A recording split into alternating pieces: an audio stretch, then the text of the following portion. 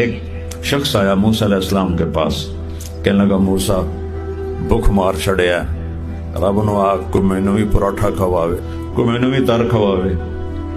تو موسیٰ علیہ السلام گئے طور پر، تو بات ہوئی تو اس آدمی کی بات کی، تو اللہ تعالیٰ نے فرمایا موسیٰ اس کے لیے یہی لکھا ہوا ہے، وہ سکی کھامنی پراٹھا نہیں کھا سکتا۔ جب واپس آئے اس کو جواب دیا، اس نے کہا اچھا ایک کام کر، میرا اپنے اللہ نو آکھ جتنا میرا مقدر ہے سارا ہک دن میں نو دے دے، پچھے نہیں مونگدا میں۔ تو موسیٰ علیہ السلام گئے تو کہنے لگے یا اللہ تیرے بندے نے عجب خواہش کی ہے کہ میرا سارا مقدر ایک ہی دن میں مجھے دے دے، پیچھے میں نہیں مانگتا۔ اللہ نے کہا دے دینے ہیں، ٹھیک۔ وہ کافی سارا آ گیا، تو ہمیں بھی رج کھادا۔ تو بیوی کہنے لگی ہن ایدا کی کریے؟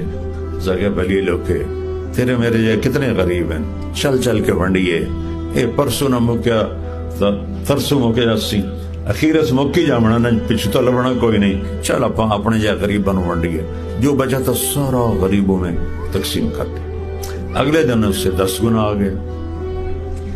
اب پھر وہ اپنا کھا کے باقی سارا تقسیم کر دیا۔ اگلے دن پھر 10 گنا آ گئے۔ چند دنوں میں وہاں لنگر چل گئے اور شامیانے لگ گئے اور دیگیں چڑھ رہی۔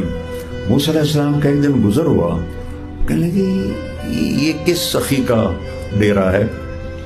تو لوگوں نے کہا جی وہی ہے جس نے آپ سے ساری روزی ایک ہی وقت مانگ لی تھی۔